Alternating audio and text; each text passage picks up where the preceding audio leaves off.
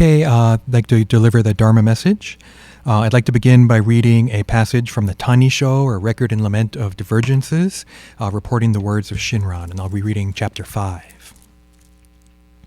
As for me, Shinran, I've never said the Nembutsu even once for the repose of my departed father and mother. For all sentient beings, without exception, have been our parents and brothers and sisters in the course of countless lives in the many states of existence. On attaining Buddhahood after this present life, we can save every one of them. Were saying the Nembutsu indeed a good act in which I strove through my own powers, then I might direct the merit thus gained towards saving my father and mother, but this is not the case. If, however, simply abandoning self-power, we quickly attain enlightenment in the Pure Land, we will be able to save, by means of transcendent powers, first those with whom we have close karmic relations, whatever karmic suffering they may have sunk to in the 6 realms through the 4 modes of birth. Thus were his words. Namo Amida Butsu. Namo Amida Butsu. Namo Amida Butsu. Namo Amida Butsu. Namo. Okay, thank you very much. I was kind of thinking like last month at the May Shotsuki service. Reading the list of names at the beginning, I think is such an important part of the Shotsuki Memorial Service. And I've been here over 10 years now. And as many of you know, I did my internship here when I was a student 20 years ago. And so I knew some of the people on this list, right? Even when I started here. But now that I've been here for 10 years, working as the resident minister of the temple, many of these people I knew in person for longer, right? And so for me, as I read the list and, kind of caught myself thinking, oh, wow, okay, yeah. Oh, I know them. Oh, wow, okay, first year, third year, 7th year. 13th year is just a little bit outside, right, of when I started. But, with this feeling of, all these people, right, all these relationships, and that I had a relationship, direct connection with them. Some of these people I never met. They might have even died before I was born. I have a connection with them too, but it's more distant. It's more connection through the church, right? Maybe connection through their family, connection through their efforts that make it possible for the Buddhist Church of Oakland to be here and for me to be here now, right? So that I have connection. We all have connections with everyone on this list through the kind of web of interconnectedness. But some of them a more direct connection, right? Some of them more through personal experience and our relationship with them. So for you, right, if you're here for the Shotsuki service, most of these people you've heard their names read when you hear the Shotsuki, but you may not know all of them. Maybe you never met some of them. But then there are those who are your family, right? Who you have this really close connection to. So us thinking about them on the list is one thing, but as we often do in Shinshu, we can kind of flip things around and turn the dynamic around. And I was kind of thinking too, what are these people thinking? What are they thinking about us and what we're going through now? Right? Are they shocked, worried, concerned?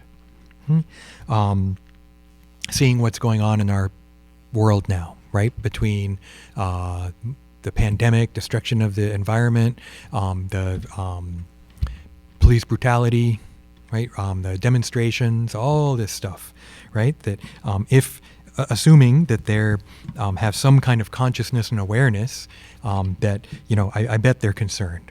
I bet they're concerned for us. Now they might have lived through some difficult circumstances too. I'm sure some, if not many, of these people were interned during World War II. Some of them might have even been living in Japan during the war, which is very, very difficult. They might have gone through other difficulties after the war, or World War I even, right? I mean, all these different things that have happened in the world during the lives of the people on this list. And so I was just thinking, probably they don't want their children to have to go through the difficulties they went to. Right, and that's probably how they lived their lives, working really, really hard to try and give a better life for their families, for their children, grandchildren. Right, it's a kind of empathy, isn't it? Right, I went through this suffering. I don't want someone else to have to go through it. And so I have a feeling that many, if not most, if not all of the people on this list, that's what they're feeling for us, right? That they're worried and concerned for us because of what's going on in the world now. This happens in the letter, or not letter, the passage that I read from the Tani show. I think that we can feel this feeling of compassion and concern and care and wanting to help. Shinran says, if by simply abandoning self-power we quickly attain enlightenment in the Pure Land, we will be able to save by means of transcendent powers, first those with whom we have close karmic relations. So this is kind of a doctrinal point, and you may have heard me talk about it, and different people have different understandings. But my understanding is that when we die, we're born in the Pure Land, but it seems like a heaven on one level, but they don't stay. It's not a place where people hang out. When you're born in the Pure Land, you actually become Buddha instantly, and then return to samsara, this place that isn't the Pure Land, right? To help us.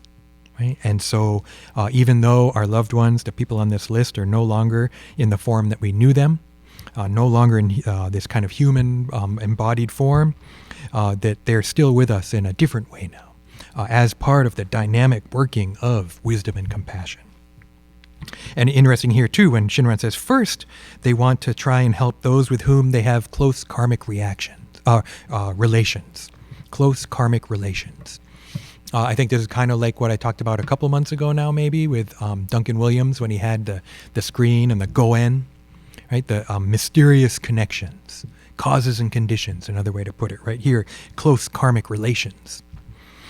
So that there's that idea that, right, after we've been born in the Pure Land, after we've attained enlightenment and come back to help, we're most concerned with those that we had these close connections with. But that's not all. Right? It doesn't end there. It's not that they say, okay, I'm helping you and you and you. I didn't like you. I didn't know you. I'm not helping you folks, right? No. It's not that it ends with those with the close karmic connections. He goes on, he starts the letter by saying, all sentient beings without exception have been our parents and brothers and sisters in the course of countless lives in the many states of existence. On attaining Buddhahood after this present life, we can save every one of them. So really interesting, right? Shinran takes it beyond just those with whom we have close karmic relations, and recognizing a kind of universal family of everyone, all beings, all related. It's such fascinating imagery. I think it comes from the Brahma Net Sutra, so this isn't original with Shinran, but it's just really kind of fascinating. I don't know where he got it, maybe being a Tendai monk, right? But it seems to have, to me, it seems like it's part of his worldview. Right? All sentient beings, all beings, without exception, have been our parents, our brothers and sisters, our children too. Right? So that family, the bonds of blood in this life, are not the only bonds. That actually, through countless lives, we've been related. Even if we're not related by blood now, we have been related in previous lives. And we've been parents to children, we've been children to parents, we've been siblings. We've been family. That's what I've tried. We used to call the first service that normally happens before Shotsuki the Dharma school service. I think at some point we also started calling it the family service. But Dharma school is not only for Dharma school kids, it's for everybody. So that's why I wanted to make it bigger. But family service, I heard people come in who are newcomers to the temple and say, either I don't have family, can I come even though I don't have family? That's not what family service meant, right? It wasn't meant as an exclusion. But at the same time, coming into the family service and seeing families who seem to be really close and connected to each other, I think it's hard to break into this family sometimes. I'm not part of that family either, by blood, right? I didn't grow up in the Buddhist Churches of America or in California or JA community or any of that. So I kind of understood that too, and how the family service didn't seem to work either. So that's why I like Dharma family service. We're all Dharma family. We're all connected. We're all part of the same family. And so here too, right? Shinran kind of expressing that Buddha's wisdom and compassion extends to all beings without discrimination. Not only certain people, not only certain families, not discriminating based on age or gender or race or sexual preference or class or any of those things that we normally make distinctions with. The Buddha's compassion is universal. And so, you know, 2020 has been a rough year so far. You know, especially since the pandemic kind of took over, and the events of the past week and a half are also very disturbing. You know, different people are disturbed by different things. There's also a lot of misinformation. There's the way media presents things, you know, goes everywhere from absolute misinformation, but also just to representation in a certain way that may be deliberate or not. Right. And so on the wisdom side, I think as Buddhists, we want to try and be aware. Try to be aware of how something may be manipulative. Try to be aware of how I've been manipulated. How, you know, where are my thoughts and values coming from? Why do I automatically write off this group? Or why do I say, oh, yeah, you know, judging whether, you know, from whatever perspective. I think there's a lot of disagreement in the direction that the country should go in. There's a lot of disagreement in the direction the world should go in. I hope, why can't everyone be equal? That's my feeling. Why can't there be equality? Why can't there be justice for everyone? Right? Remember Animal Farm by George Orwell, right? All the animals are equal, just some are more equal than others. We can't have that. We can't have police brutality. We can't have, totalitarian government just, that's what I like about America is the justice system and the separate branches of government between the president and Congress and all those things, right? So we're supposed to be checks and balances so that we have fair government. It doesn't always work, obviously, but I think that system was put in place so that people couldn't abuse the power. So I would really hope that with wisdom as my guide, with compassion as my guide, with the Buddha Dharma as my guide, that's why I feel like I'll be okay. It's going to be difficult, right? I think things have really changed, and I think things should change, right? That we should really, why not move in a direction of fairness and equality, healthcare, right? For everyone to be happy and healthy, not just a certain group. And sometimes we have to put emphasis on a certain group in order to get more fairness for them, I think. And so it's not easy, right? And there's so many messages out there. But for myself, the Buddha Dharma is my guide. The Buddha Dharma is my compass.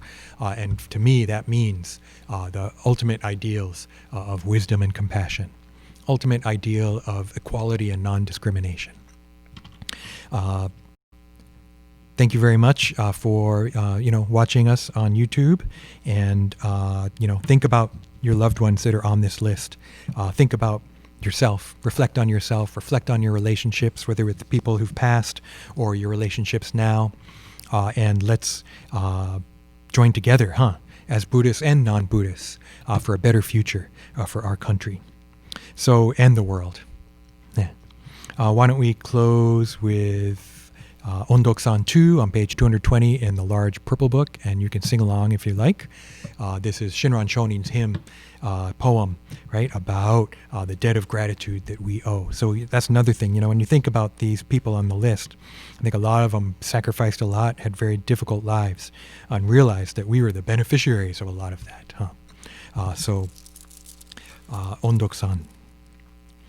如来大の音読は身を粉にしてもほずべし死守知識の音読も骨を砕きても射すべし。